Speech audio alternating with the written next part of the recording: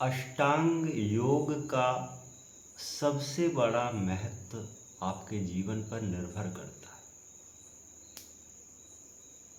संतों के बताए हुए रास्ते पर चलना, अपने गुरु के बताए हुए रास्ते पर चलना, सामाजिक तौर पर खरे उतरना, अपने नियम संयम पर और अपने ब्रह्मचर्य का पालन करना। अष्टांग योग का वास्तविक मतलब तो यही है कि अपने धर्मगुरु जो आपको सही रास्ता प्रदान कराता, आपका समाज गुरु जो समाज को सही चलने की सीख दिखाता है, आपका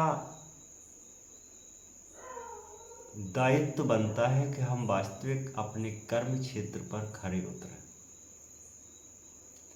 क्योंकि कर्म और कुकर्म दो प्रकार की श्रेणी होती है। क्योंकि अगर आप राक्षस प्रवृत्ति को तो है नहीं, आप मानव हैं, तो मानवता का हमेशा नियम जो होते हैं वो अवश्य अपनाइए। मानवता के नियम से पूरा जीवन आपका संभल जाता है, आपका संसार संभल जाता है, आपका वास्तविक स्वरूप अपने आप को दर्श होता है। वास्तविक स्वरूप का मतलब है जिसने हमें कभी देखा नहीं, जिसको हमने कभी निहारा नहीं, उसका अनुभव करना, यही तो मानव धारणा अष्टांग योग है। पहला नियम बताया गया है यम। यम का तात्पर्य है अपने काया के जो वास्तविक नियम कहते हैं, ब्रह्म मुहूर्त में खड़े होना, ब्रह्मचर्य का पालन करना, अपने घर अपने समाज को सही से चलाना, शौच क्रिया मलमूत्र नियम संयम से जाना,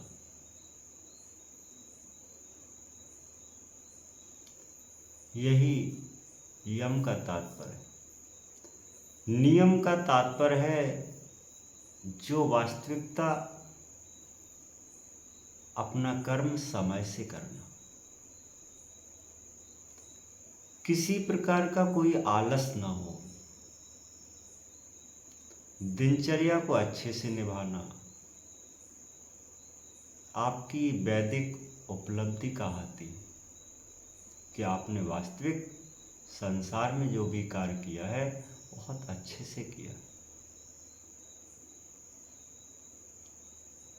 योग का तात्पर्य है हम अपनी इंद्रियों को अंतःकरण में मोड़ना। इंद्रियां प्रवृत्तियां कभी समाप्त नहीं होती हैं। बड़े बड़े संग तप गए, बड़े बड़े तपे तपधारी, इंद्रियां मोड़ जगत में लावे, यही विलक्षण जाति। इंद्रियों को मोड़ना ही, प्रवृत्तियों को मोड़ना ही, यही संत की कला है। लोग कहते हैं कि इंद्रियों को मार दो, इंद्रियों को समाप्त कर दो, खत्म कर दो, कभी नहीं हो पाएंगे। सिर्फ मोड़ना ही योग है। जिसने मोड़ लिया है वही सबसे बड़ा योगी है। ध्यान मोड़ करके हम ध्यान की अवस्था को धारण करते हैं। ध्यान से अपने मन को एकाग्र करते हैं।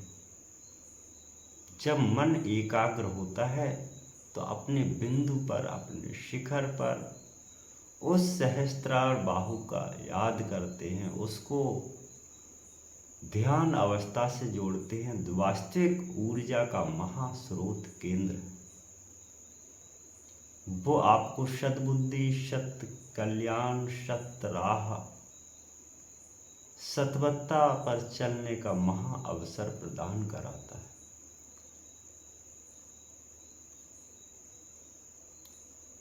क्योंकि योग अष्टांग के अनंत नियम है जो आपके अनंत समाधि तक ले जाते हैं। अंतिम चरण समाधि का है। समाधि कर सुरत बखाना, भेद स्वरूप भेद से जाना। समाधि का तात्पर्य है शांत अवस्था में उस अनादि जो शब्द है उसको ग्रहण करते हुए उस पर केंद्रित हो जाना। सम अवस्था में बैठना, किसी प्रकार का कोई लोड न हो, किसी प्रकार का कोई शरीर में दोष न हो, किसी प्रकार का कोई मन में विकार न हो, सभी इच्छाएं समाप्त हो चुकी हों, आपकी गतिशील अवस्था शांत हो चुकी हो,